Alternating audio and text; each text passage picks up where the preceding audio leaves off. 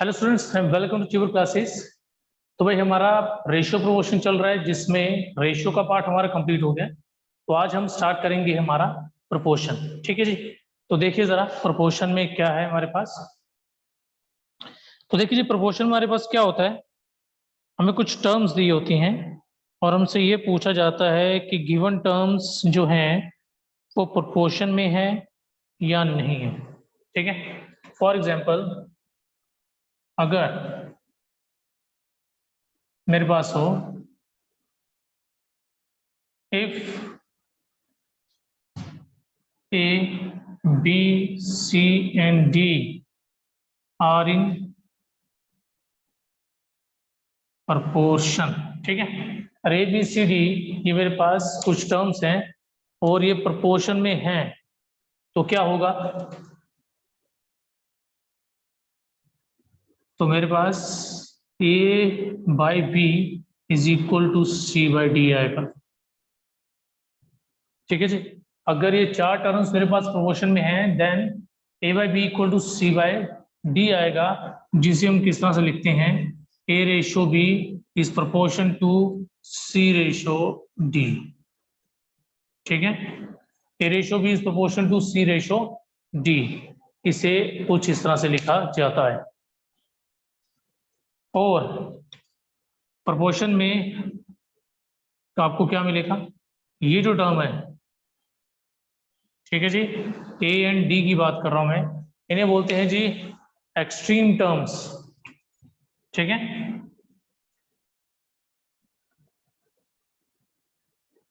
Extreme terms, और इनको बोलते हैं जी मिडल टर्म। ठीक है। एक्सट्रीम टर्म्स और मिडल टर्म्स। और हमेशा याद रखिए, the product of extreme terms it means a into d is equal to b into सी।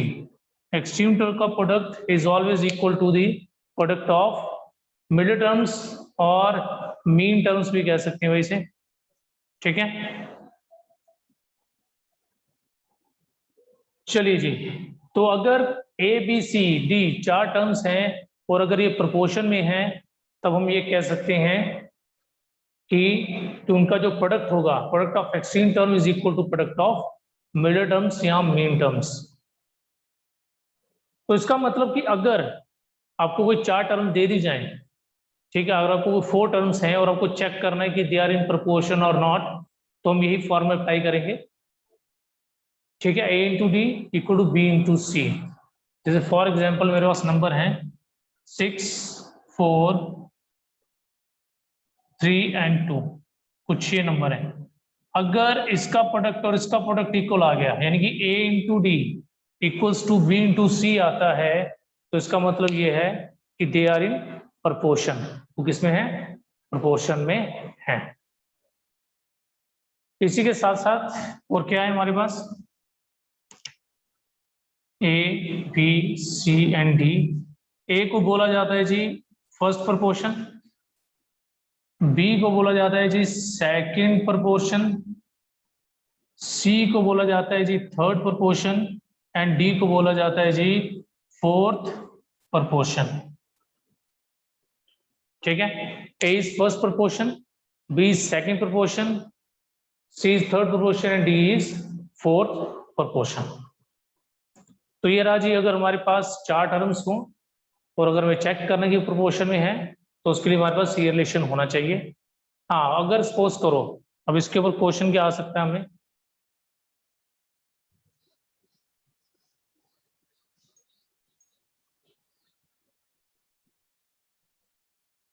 कुछ इस तरह से आए, अगर हो if 8, 6 and 9 are in proportion, then find x and 9 are in proportion, then find the third proportion, ठीक है, जिसे मैंने x लिखा हुआ है। देखो दो तरीके हैं इसके, कुछ कि आपको इस तरह से दे दे, बीच में x दे दे, आपको सीधा बोले find the value of x, या कुछ इस तरह से हो सकता है आपको ये दे दे, if 8, 6 and 9 are in proportion then find the third proportion. यहाँ पे थर्ड प्रोपोर्शन का उसका मतलब है c की वैल्यू क्या होगी। इसका मतलब ये a है, ये b है और ये d है, c हमारे पास नहीं है, ठीक है। तो इसलिए प्रोपोर्शन के ध्यान रखिएगा, ठीक है। हो सकता है आपको वो x दे दे, या हो सकता है आपको डायरेक्ट बोल दे आपको कौन सा प्रोपोर्शन निकालना है, ठीक है जी। तो आपको पता है क्या होगा, ये हमारा फर्स्ट प्रोपोर्शन है, ये सेकंड है, इट मींस ए हमारे पास 8 है, बी हमारे पास 6 है, सी हमारे पास x है और डी हमारे पास क्या है जी 9। तो आपको पता है अगर ये प्रोपोर्शन में है तो a इंटू डी का प्रोडक्ट क्या होगा, b इंटू सी का प्रोडक्ट होगा, 8 into 9 equal to 6 into X. तो इसे सॉल्व करके x मिल जाएगा आपको 12, x की वैल्यू 12 आ जाएगी, जो कि हमारा थर्ड प्रोपोर्शन है, ठीक है जी, ओके।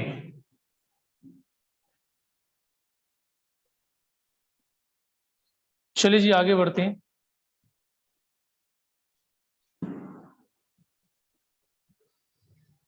अगर भाई हमें क्या दिया हो कि 3 ही टर्म है, ठीक है, A B and C are in proportion, अगर 3 टर्म्स प्रोपोर्शन में हो देन क्या होता है, a by b equals to b by c. तो इससे रिलेटेड फॉर्मूला हमारे पास क्या बनता है, ये अगर 3 ही टर्म है और वो तीनों प्रोपोर्शन में है तब हम ये फॉर्मूला यूज करते हैं, b square equal to a square into c. और जो इस टाइप की प्रोपोर्शन होती है इसमें 3 टर्म प्रोपोर्शन में हो, फोर्थ टर्म होती ही नहीं है, सिर्फ 3 टर्म्स हो और वो भी प्रोपोर्शन में हो, उसे क्या बोला जाता है, मीन प्रोपोर्शन। उस प्रोपोर्शन को बोलते हैं जी मीन प्रोपोर्शन बोला जाता है, या दूसरा उसका नाम है कॉन्टिन्यूड प्रोपोर्शन, मीन प्रोपोर्शन और कॉन्टिन्यूड प्रोपोर्शन। अगर सिर्फ 3 टर्म्स हैं और वो तीनों की तीनों किसमें हैं, प्रोपोर्शन में हैं, ठीक है जी। चलिए भाई, अच्छा, और इसमें याद रखिएगा ए हमारा आता है जी फर्स्ट प्रोपोर्शन, बी हमारा आता है जी सेकंड प्रोपोर्शन और सी हमारा आता है जी थर्ड प्रोपोर्शन।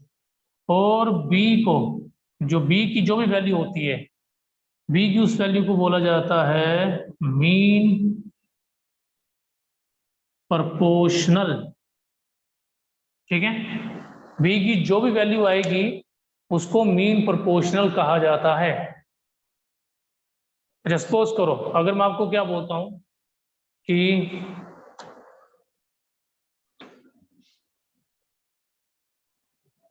if 8 and 9 ले लेते हैं, 9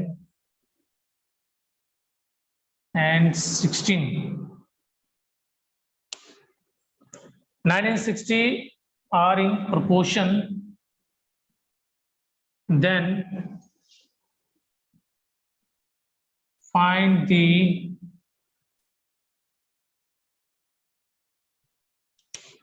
एक मिनट रुकिए जरा, इसको ऐसे लिखेंगे, फाइंड द मीन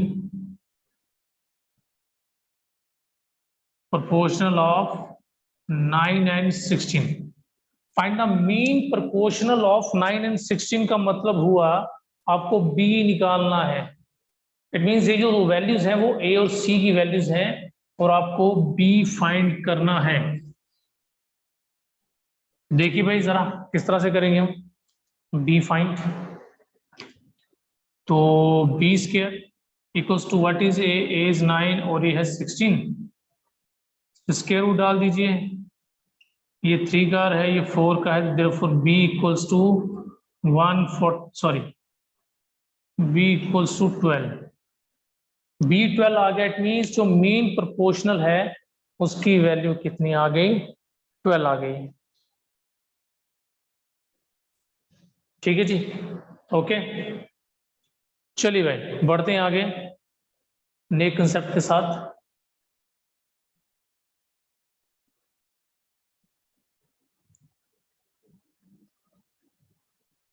अच्छा देखिए भाई, अब जो आगे है ये कुछ टाइम वर्क से रिलेटेड है, ओके। टाइम एंड वर्क से रिलेटेड है, थोड़ा सा इसको भाई ध्यान से समझिएगा जरा। अच्छा मान लीजिए भाई मेरे पास क्या है, कोई वर्क है, W मीन्स वर्क, याद रखिएगा वर्क को W से लिखा जाएगा, मैन जो होंगे M से, या मेंबर भी हो सकते हैं, मैन या मेंबर्स, ओके। और के लिए H यूज होगा,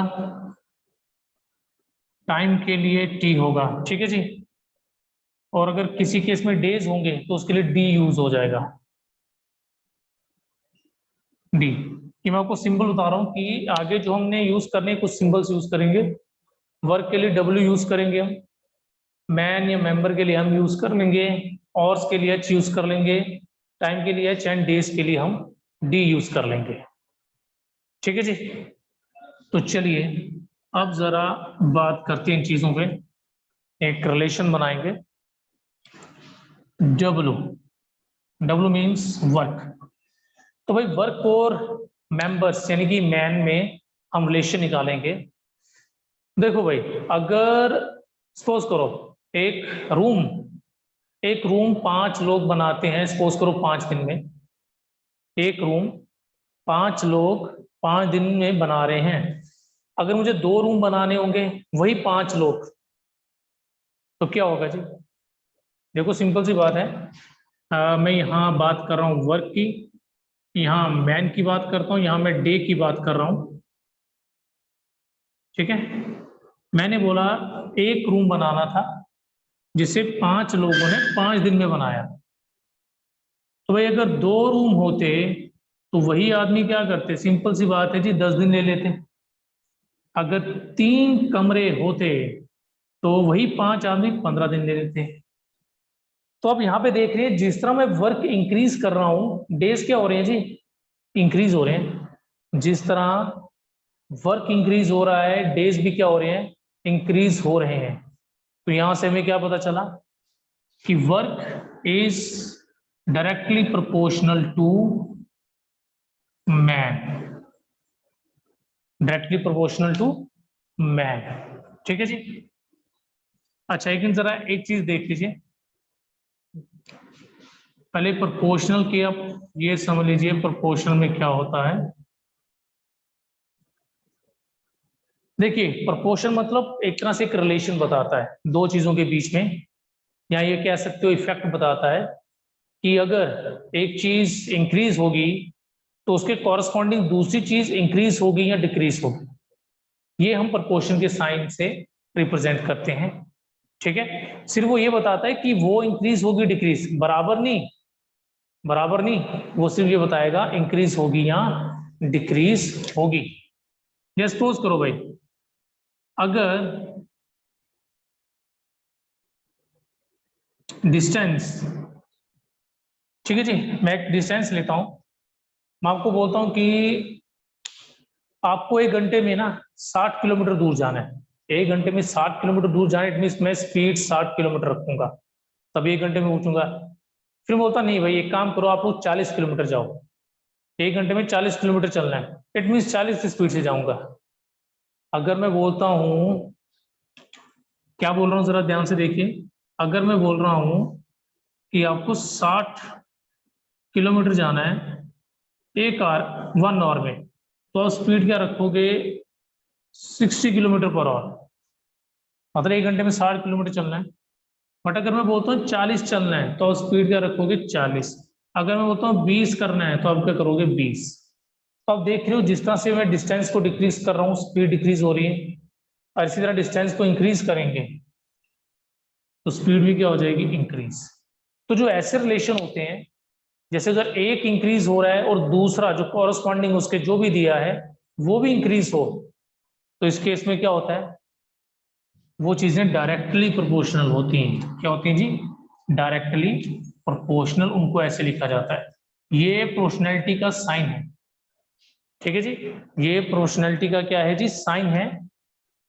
ठीक है, ये सिर्फ रिलेशन बता रहा है कि अगर ये बढ़ेगा तो ये बढ़ जाएगा, ये घटेगा तो ये घट जाएगा, बराबर है वो नहीं बताता, ये याद रखिएगा। इसी तरह स्पीड और टाइम की बात करते हैं। देखो अगर मैं आपको बोलता हूं कि जैसे आप अपने घर से आते हैं, सिटी जा रहे हैं कहीं पर भी, तो आप वो डिस्टेंस, आपकी स्पीड रहती है गाड़ी की, मान लो आप 60 की स्पीड से आते हैं और 2 घंटों में अपनी डेस्टिनेशन पे पहुंच जाते हैं जहां पर भी आपको जाना है। फिर मैं आपको बोलता हूँ जी आते समय क्या करो भाई, 1 घंटे में आके दिखाओ मुझे। अगर अब 1 घंटे में आना है तो सिंपल सी बात है, आपको स्पीड क्या करनी पड़ेगी, बढ़ानी पड़ेगी ना।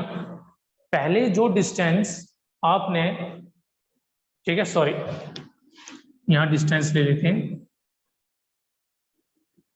डिस्टेंस मान लो 100 था, जो आपने 2 किलोमीटर 2 घंटों में कवर किया। मैं अभी भी कह रहा हूँ डिस्टेंस 100 है, लेकिन अब आपको मैं अगर बोलता हूँ 1 घंटे में कवर करो, पहले एक डिस्टेंस आपने 2 घंटों में कवर किया भाई, अब मैं आपको कह रहा हूँ वही डिस्टेंस 1 किलोमीटर कवर करो 1 घंटे में, सॉरी। तो सिंपल सी बात है, आपको स्पीड क्या करनी पड़ेगी, बढ़ानी पड़ेगी। आपको स्पीड क्या करनी पड़ेगी, बढ़ानी पड़ेगी। अगर आप यहाँ 50 की स्पीड से जाते हो तो आप 100 किलोमीटर कर पाओगे 2 घंटों में। 50 की स्पीड से जाओगे तो 2 घंटों में 100 किलोमीटर हो जाएगा। लेकिन अगर 1 घंटे में जाना है तो आपको 100 की स्पीड लगानी पड़ेगी।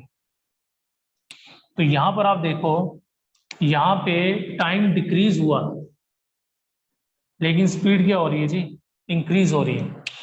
तो जो कोई ऐसा रिलेशन होता है जिसमें क्या होता है, अगर एक इंक्रीज हो रहा है और दूसरा डिक्रीज हो जाए, या एक डिक्रीज हो रहा है दूसरा इंक्रीज हो जाए, वो इनवर्सली प्रोपोर्शनल होते हैं, उनको हम ऐसे लिखते हैं, ठीक है जी, दे आर इनवर्सली प्रोपोर्शनल, एक दूसरे का उल्टा है, ठीक है जी।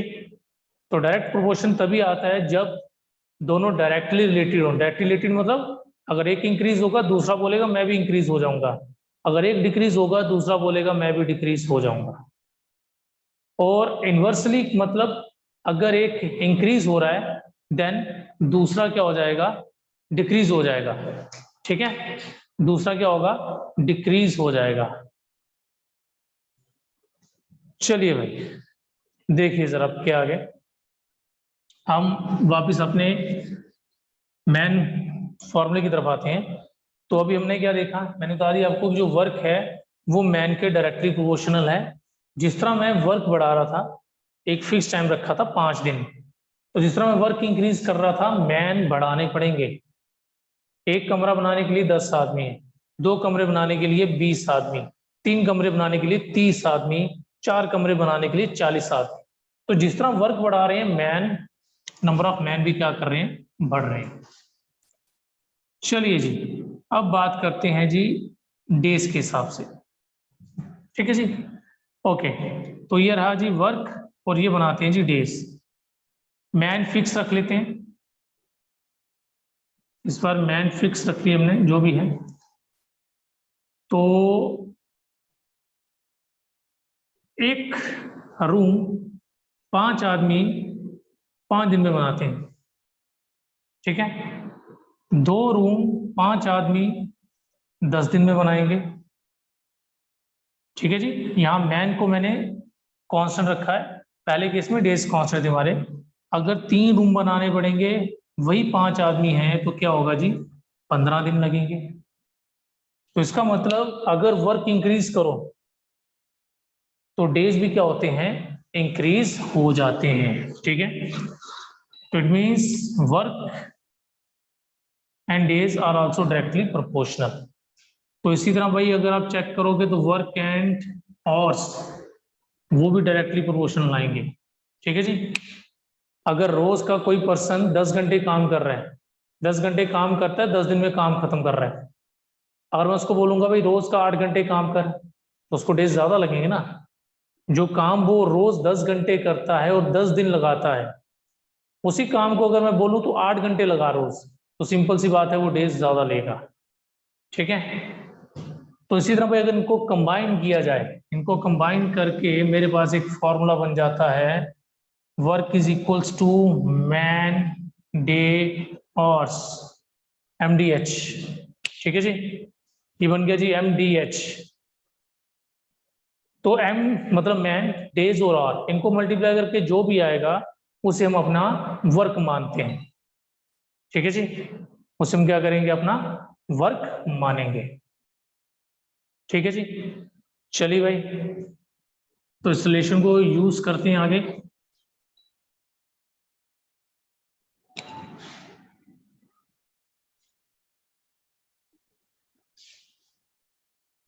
तो वर्क के लिए मेरे पास फॉर्मूला क्या आ गया, ये आ गया। ठीक है जी। अच्छा भाई, ये रहा आपका एक फॉर्मूला, याद रखिएगा। अच्छा सपोज करो मैं क्या करता हूँ, पहले कुछ दो ग्रुप्स हैं, 2-3 ग्रुप्स हैं बाजार में, मैं उनके पास जाता हूँ और ग्रुप्स, अलग अलग ग्रुप से पूछता हूँ, इन्फॉर्मेशन लेता हूँ कि मुझे इतने रूम बनवाने हैं। ठीक है, तो कितने आदमी कितने दिन के लिए काम करोगे ताकि मेरे रूम क्या हो जाए, कंप्लीट हो जाए, रूम क्या हो जाए, कंप्लीट हो जाए। ओके, तो सपोज करो मेरे पास दो ग्रुप थे, दो ग्रुप लेते हैं जी, ग्रुप 1 एंड ग्रुप 2। ठीक है जी। तो मैंने क्या करना है, मैं एक घर बनवाना चाहता हूँ, ठीक है, जिसमें क्या है, 2 रूम्स होंगे, कुछ भी लगा लीजिए। ठीक है, मतलब एक घर बनाना है मैंने, सिंपल सी बात है। तो मैं दो ग्रुप्स के पास जाता हूँ, इस ग्रुप में इतने मैन हैं और ये कहते हैं हम इतने डेज में काम करेंगे और इतने आवर्स लगाएंगे। ठीक है, और जब दूसरे ग्रुप के पास जाता हूँ, दूसरे ग्रुप में इतने मैन्स हैं, इतने डेज हैं, और वो कहते हैं जी हम इतने दिनों में, सॉरी, हर दिन इतनी देर काम करेंगे। तो ये दोनों ग्रुप्स को मैंने देखा, तो इस ग्रुप के हिसाब से जो मेरा वर्क था वो क्या बन गया, मैन 1 डे 1 H1, और इस ग्रुप के हिसाब से जो मेरा वर्क था वो क्या बन गया, मैन 2 डे 2 और 2। ठीक है जी। लेकिन दोनों केसेस में वर्क तो सेम ही रहा ना मेरा, वर्क क्या था, सेम था वर्क, वर्क में कुछ भी चेंजेस नहीं थी।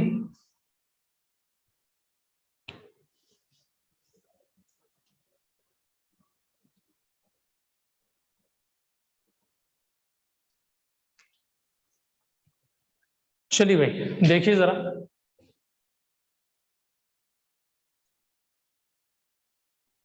तो कहां पर थे हम।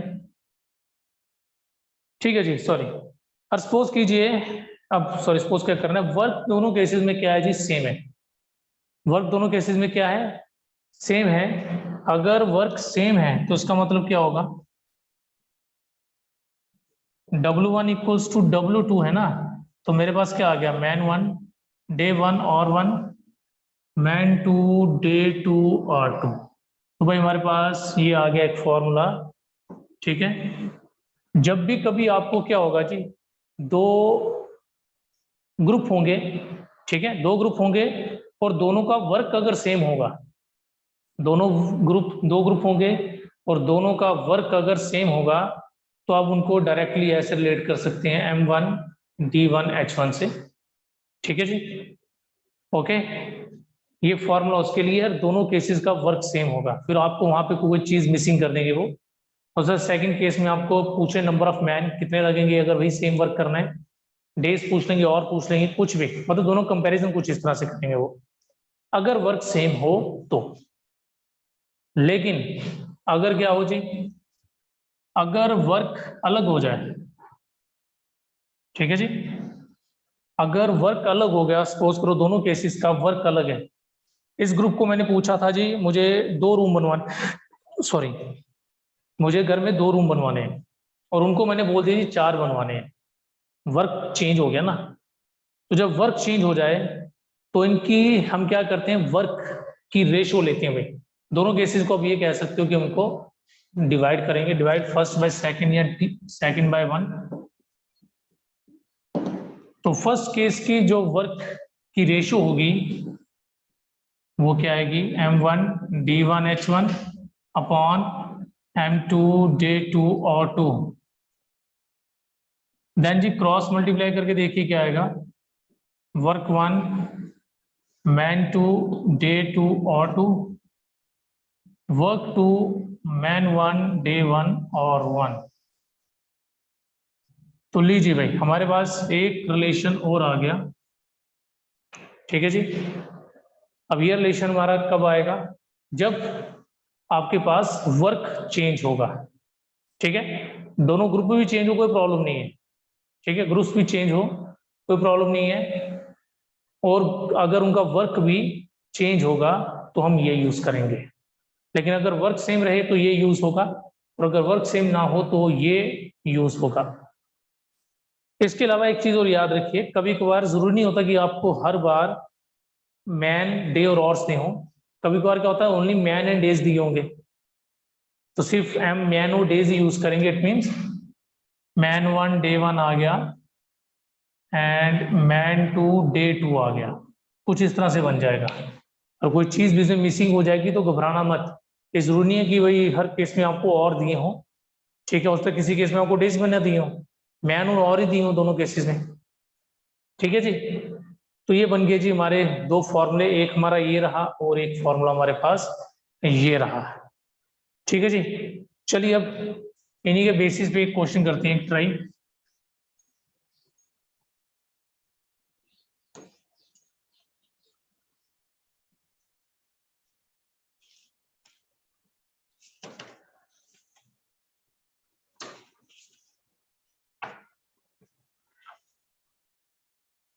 तो चलिए भाई, जैसे कि मान लेते हैं कि हमारे पास क्या है, दो ग्रुप्स हैं और दोनों ग्रुप्स को कुछ वर्क दिया गया है। तो अभी हमें ये देखना है कि वो दोनों ग्रुप्स कितनी देर में उसको कंप्लीट कर रहे हैं, ठीक है, या कोई ग्रुप उसे कितनी देर में कंप्लीट करने वाला है। चलिए भाई,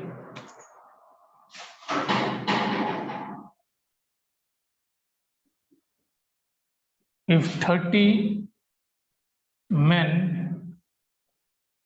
can complete a work in 27 days,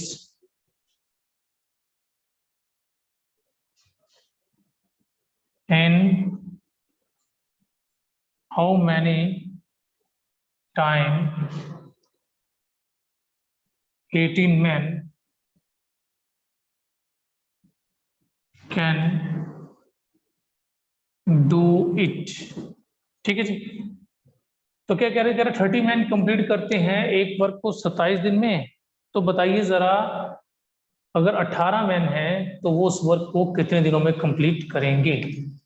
तो भाई यहाँ पे दो ग्रुप बना लीजिए, ये फर्स्ट ग्रुप है, ये आपका सेकंड ग्रुप है। Man 1 day 1, man 2 day 2। तो क्या जी देखिए हमारे पास यहाँ मैन 30 है, यहाँ मैन 27 डेज। दूसरे केस में 18 मैन है और डे 2 हमें पता नहीं है, लेकिन देखिए वर्क सेम है ना। 30 man do a complete a piece of work in 27 days, in how many time 18 man can do it.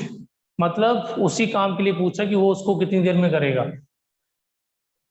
तो मैन 1 डे 1 आ गया, मैन 2 डे 2 आ गया।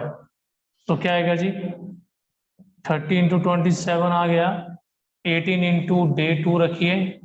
चलिए भाई कितना आ जाएगा, 30 इंटू 27 बाई 18 आ गया, इट इज डे 2। देन 6 3 जा 5 जा 1 जा 9 जा, देयरफॉर डे 2 आ गया जी 45। तो 45 डेज में वो वर्क कंप्लीट हो जाएगा, ठीक है जी, सेम वर्क, ठीक है जी। अच्छा मान लेते हैं अगर इसी में उसने कुछ और दिया होता है, in how many time 18 men can do 18 men can do a piece of work, a piece of work 4 times as great, मतलब पहले से 4 गुना ज्यादा काम, पहले से 4 गुना ज्यादा काम। तो अब क्या होगा? ठीक है, तो चलिए जी क्या करेंगे, कुछ नहीं, बिल्कुल सेम वैसे ही करना है, बट इस बार हमें कुछ वर्क से रिलेटेड उसने दे दिया है। कह रहा है कि दूसरे केस में पहले से 4 गुना ज्यादा काम है, 4 गुना ज्यादा काम है। तो देखिए क्या आएगा, वर्क, यहाँ पे वर्क आ गया हमारा, तो वर्क 1 क्या है वो तो पता ही नहीं हमें, हाँ लेकिन वर्क 2 हमें पता है, वो 1 वाले से 4 गुना ज्यादा है। तो एक काम करते हैं, मान लेते हैं फर्स्ट ग्रुप को मैंने बोला था जी एक रूम बनाना है, ठीक है, रूम बनाना है, हॉल बनाना है, कुछ वैसे मान लीजिए, और दूसरे ग्रुप को मैंने बोल दिया आपको 4 रूम या 4 हॉल बनाने हैं। आप इसको ऐसे भी ले सकते हैं, ठीक है जी। उसने कहा कि सेकंड केस का वर्क पहले से 4 गुना है, लेकिन हमारे पास तो वर्क पता भी नहीं हमें क्या वर्क दिया है। हाँ लेकिन वर्क की बात जरूर हो रही है कि सेकंड केस का वर्क पहले से 4 गुना ज्यादा है। तो अगर इसका वर्क मैं 1 ले लूं तो इसका 4 आ जाएगा, अगर आप लोग इसको x ले लेते हैं तो ये 4x आ जाएगा, कुछ भी है, आप यहाँ पे जो मर्जी वैल्यू लें, यहाँ पर उसका 4 टाइम्स करना पड़ेगा, ठीक है जी। और अगर अब हम देखें यहाँ वर्क इक्वल नहीं है, यहाँ वर्क इक्वल नहीं है, अलग वर्क है, तो क्या फॉर्मूला यूज होगा? अगर वर्क 1 के हिसाब से चले तो क्या आएगा, सॉरी वर्क 2 हमें दिया है, ऐसे यूज कर सकते हैं, वर्क 2 मैन 1 डे 1, वर्क 1 होगा तो मैन 2 डे 2, कुछ भी लिख सकते हैं पहले आप, जरूरी नहीं कि आप वर्क 2 ही पहले लिखें या वर्क 1 लिखें, दोनों में से जो मर्जी लिख दीजिए, बट ये चीज याद रखनी है अगर वर्क 2 है तो उसके साथ मैन 1 डे 1 और 1 आएगा, और अगर वर्क 1 है तो वहां मैन 2 डे 2 और 2 आ जाएगा। चलिए जी, तो ये वर्क 2 कितना है जी, वर्क 2 इज 4, मैन 1 कितना है, man 1 is 30, day 1 is 27, work 1 is 1, man 2 is 18 and day 2 हमारे पास है ही नहीं। तो चलिए जी ये क्या आ जाएगा, इसको भी ऐसे रखते हैं, 4 इंटू 30 इंटू 27, 18 नीचे आ जाएगा जी, डे 2, ठीक है जी। तो अगर इसे हम सॉल्व करते हैं आगे, ये आ गया 6 5 ज़ा 3 ज़ा 1 ज़ा 9 ज़ा 5 ज़ा 20 एंड 9 ज़ा 180, तो ये 180 डेज आ जाएंगे जी इस तरह से, ठीक है जी। तो ये रहा भाई आपका प्रोपोर्शन, और प्रोपोर्शन में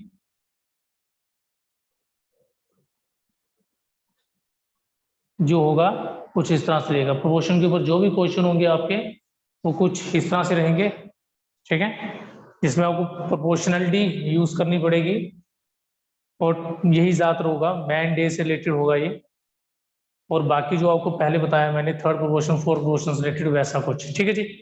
ओके भाई आज रखते हैं इतना, तो आपका जो प्रोपोर्शन का कंसेप्ट है वो भी इसमें क्लियर हो गया। अब कल नेक्स्ट हम पहुंचेंगे नए टॉपिक के साथ। ओके भाई, थैंक यू एंड जय हिंद।